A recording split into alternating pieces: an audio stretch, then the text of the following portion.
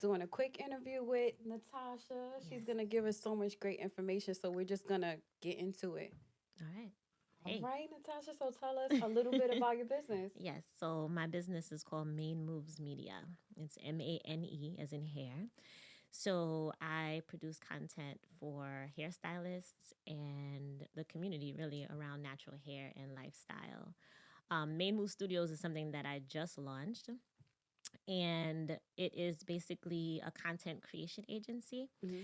And so I'm working with hairstylists, like I said, and beautypreneurs who are interested in sharing their story. My thing is, I with my content, it's really a way of getting down deep to the root, right? Pun intended. And so what I do is I explore conversations around natural hair Mm-hmm. through the psychology of hair, through the social, political, racial, aspects of hair and talking about identity. And so I've stayed true to, the impetus behind the channel, which was to bring in subject matter experts. Mm-hmm. But now it's not just hairstylists, it's also psychologists, it's also dermatologists, Yeah. it's also health providers, spiritual guides. Yeah. You know what I mean? This is, we're talking about Black women holistically as Yeah. a person. And I feel like there's no better way to have that conversation than through hair. And so that's my channel. My channel is really started from my purpose. Awesome. Yeah, Awesome. yeah, Okay. So what we really want to know is how much does it cost to get something like that off the ground? yeah. Well, oh, for the studio. Okay, Yeah. so let's okay, let's talk about the studio. So, I wanted to have a actually content creation studio where people can come in, where I can go live, and also shoot, allow people to shoot their content there. So, not barring the actual cost of the physical space, but the actual, equipment and stuff, all Mm-hmm. of that is gonna come up to about 80, between 80 and $85,000.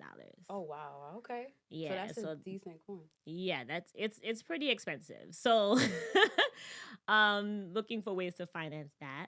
But in the meantime, I rent studio space. You know Okay. what I mean? To do like my productions and stuff like that. Or like, we mentioned Curlfest earlier. So Yeah. yeah, Curlfest was something that I did the first live stream of Curlfest. And so Awesome. That's a big deal. I don't know if any of our audience is familiar with Curl Fest, but that's huge.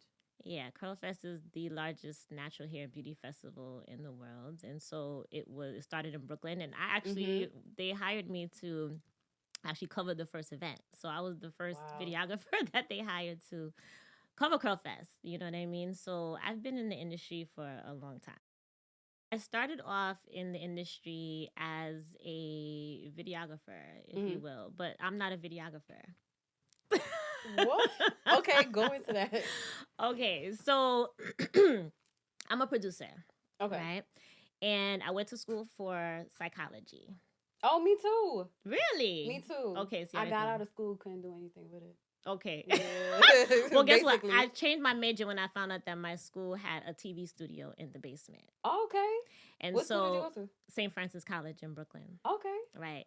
And so I knew nothing about communications or anything, but I knew that when there was a student that came and was looking for a volunteer to act, and I was like, "Act in what?" And it was like, "We have a Right. production studio," and I was so intrigued. I raised my hand. I'm not even an actress or anything, but I just wanted to see what this was. Right. And so when I figured out what communications was and TV studio and acting, this field of communications, I was like, "I'm changing my major right now." Oh wow. They were like, "Slow down, take a communications course first, see if you like it, and then you Right. could switch your major." By that time, I was already 2 years into my psychology program, so I decided to minor in psychology and major in communications. Makes sense. And I knew I wanted to be in television. I didn't know what I wanted to do in television, Right. but the course, the what do you call it? The major had me studying all types of things: advertising, marketing, television production, acting, the whole thing. And so I really it clicked to me when I went on my natural hair journey in college that there needed to be a television show that featured us in our natural beauty the way For that we sure. were, Yeah. because I graduated college in 2000, right? 2001. And so at that time, there was not really a lot of, YouTube wasn't invented. Like before this whole thing happened, and it wasn't a thing, but in my mind, I had a vision for this. And I kind of sat on it for a while because I wasn't sure. It sounded a little crazy, like television show around natural hair. People didn't even understand what natural hair was back then. Right. And I was learning, you know what I mean? But I knew that the women that were coming to me, that were asking me about my hair, some people looked at me like I was an alien. They didn't know what I was doing. But there were some people who were intrigued. And so I said, you know what? It would be easier if there was like a television show. And I said, well, I guess I'm going to create it. Show, and I was going to feature all the professional hairstylists in the industry. And I didn't even know that they had natural hairstylists, but I was like, there has to be somebody. Right. And so this burning desire and passion fueled what I have today, which is my production company. Awesome. Yeah. Okay, so how did you meet your tribe then? Because how did you get inside of the natural hair care industry? And so a friend of mine actually said that her sister's aunt is a hairstylist, a natural hairstylist. And so she gave me the number, but I never called her. I was afraid. I could see how that would be intimidating. Afraid. Well, I didn't know I didn't know to the magnitude of who this woman was so now. I was afraid. Diane C. Bailey. Ooh. The godmother of natural hair. Course. You know what I'm saying? And so I met her on a shoot. She was on a shoot, I was on the shoot, and we were sitting next to each other having a whole conversation, and I just asked her, what is your name? And she said, Diane Bailey. I knew said, you fell out. Oh my God, not the Diane Bailey. The Diane Bailey I was supposed to be calling, but I was scared to call. And so we clicked from there, and I told her what I wanted to do. She wasn't on board with it at first because, at the time, there was a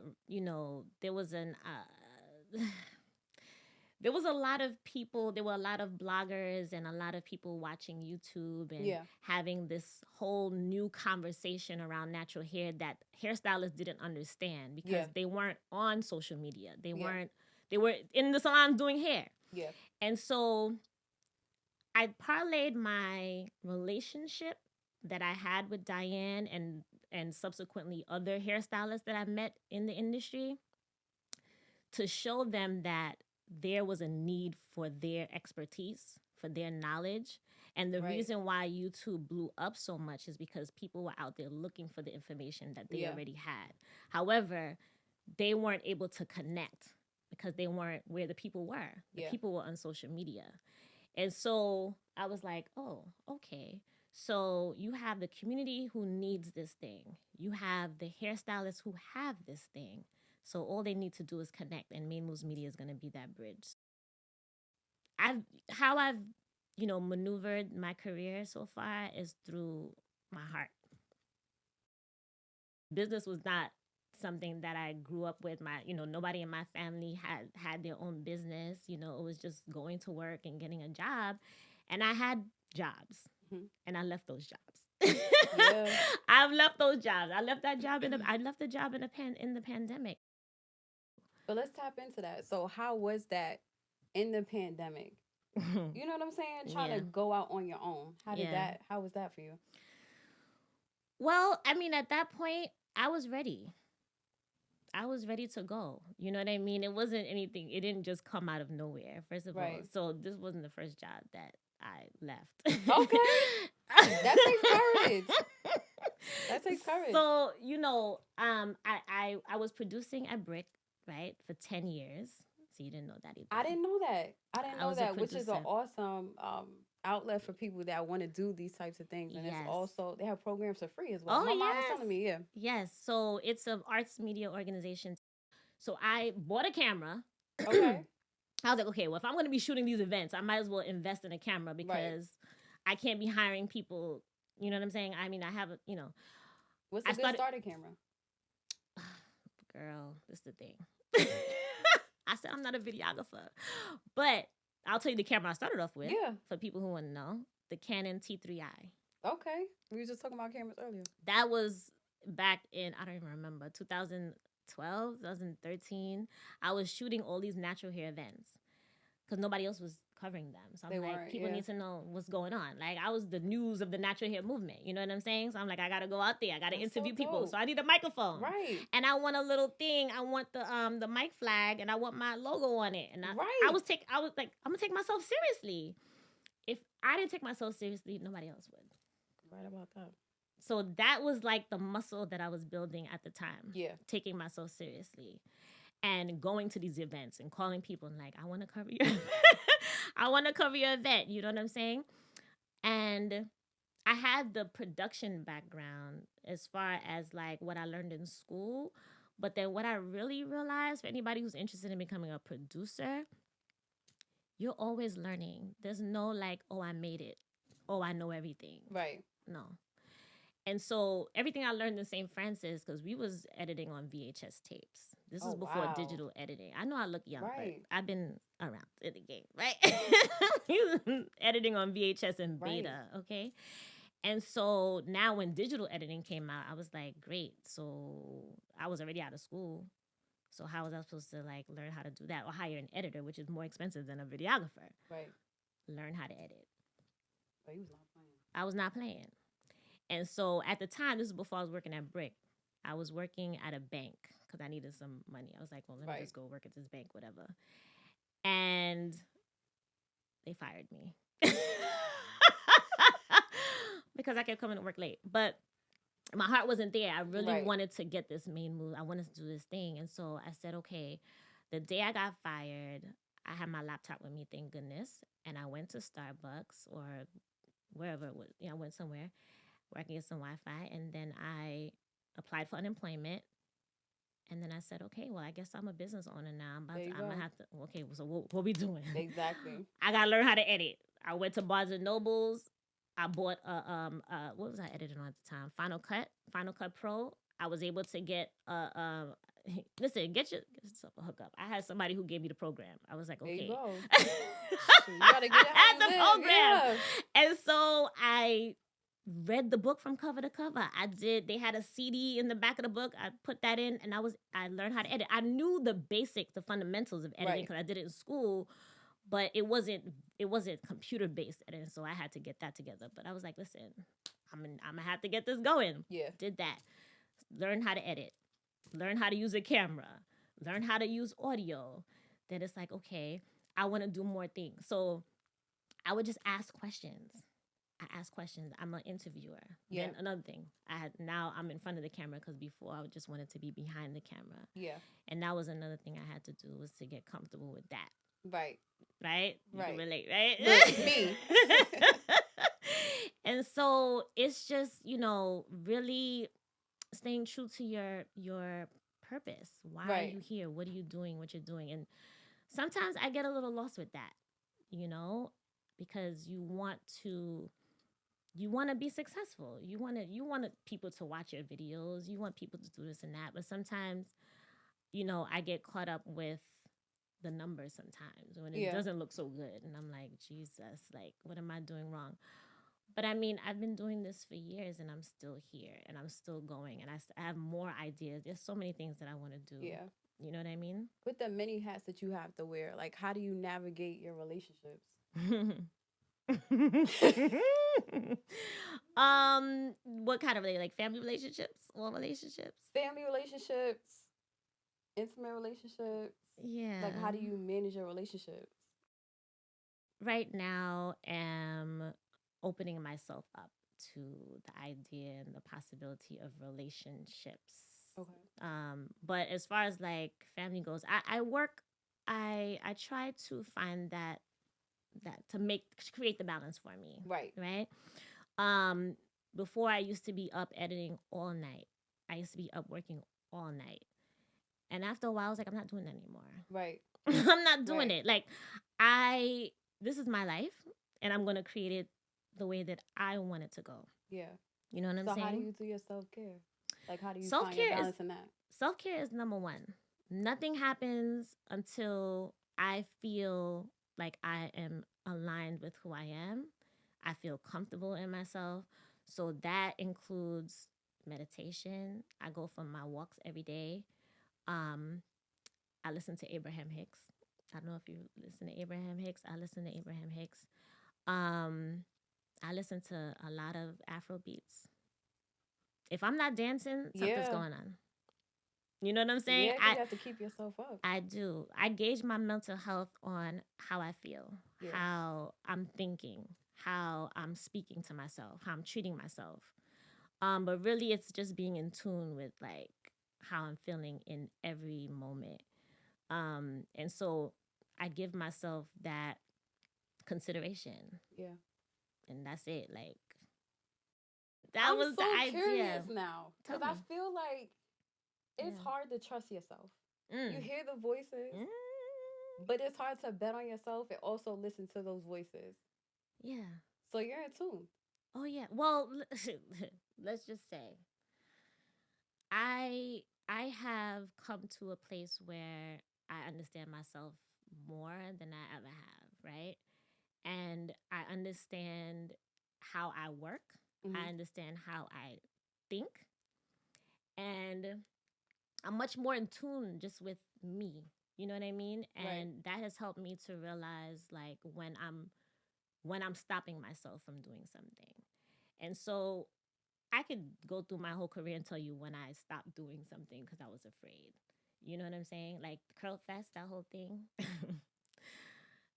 Like it was such a passion of mine. Like I really felt it in my soul. Like I need to do this. Like it has to happen. And I dragged my feet a lot. I dragged my feet when it came to it, right? Why? But because I didn't want to fail. I can identify with that. I can identify with that. That holds me back. Yeah. As well. So I could really identify with that. So how do you deal? I know in your arena, I don't know how many adversities you would necessarily run into being a female and being a Black female because I don't know that would insulated be the right word? Because you're around like. Have you had any experiences has it hindered me? Not, I wouldn't say hindered. Oh, okay. But created some type of an obstacle because you are an African American female. You know, I was working with an editor and, you know, I was giving my feedback about some changes and I was just getting a lot of attitude. And I was like, what is this attitude? Like, why am I getting this attitude? Right. But I'm still, you know, I'm just going along with it or whatever. And we had a conversation afterwards and the person apologized and was like, gave me my props to a certain extent. It was like, you know, you know what you're doing. And I was like, yeah, like, is there a question before that? Right. But I realized that I don't think he understood why I was asking the questions I was asking because I knew what I was doing. Yeah, check yourself before you wreck yourself. That's my favorite quote. That's my favorite quote in the world. I think it just it encompasses everything. I love that. I love that. I love that. We'll do just a quick little last segment, and it's basically don't get it twisted, right? So tell our audience, like, don't get it twisted. Like, what are the things that you face that people might not think that they're gonna face going into a media company? Well, I think one of the things that people are not aware that they're going to face is themselves, and it's not just the media company; it's just in life general.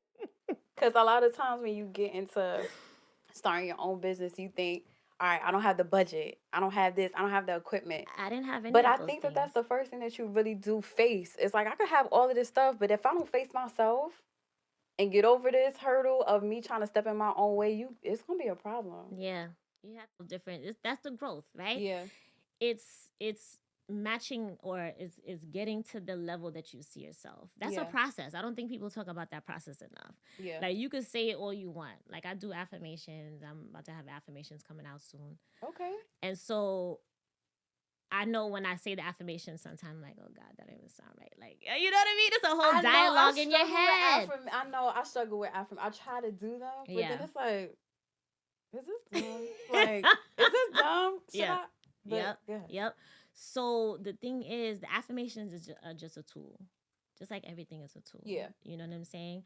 The goal is for you to actually say those things out of your, for you to embody those things for yourself. You know what I'm saying? I realized that by doing affirmations, doing other people's affirmations, and it just occurred to me. I was like, why am I doing other people's affirmations? You know what I'm saying? Yeah. That means I'm not connected. So I was like, okay, well, let's connect. You know what I mean? It's this constant relationship that you have, that you are cultivating. Yeah, it's gonna get better. It's gonna get easier, just like with anything. Awesome. Okay. Yeah. That's it. Thanks, GHO, for listening. Till next time.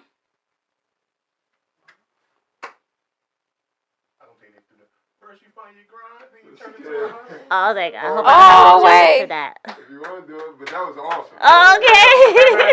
Be funny. You got funny. First you find your grind. No, it's still rolling. Okay. First you find your grind. What did you say? First you find your grind, you turn it into a hustle, so you can live life how you want to. Yeah. First you find your grind, then you find what? Then you find your hustle. First you find your grind, then you find your hustle. Wait. First you find your grind, Then you turn it into a hustle. Then you turn it into a hustle. Wait. First you find your grind, then you turn it into a hustle, so you can live life how you want to live it. Say what? Peace out. Don't care about GG's. Oh yeah, the limit squares. Shout out to GG's. Yes, Shout out to GG's. LemonSquares.com. We don't play about our tribe.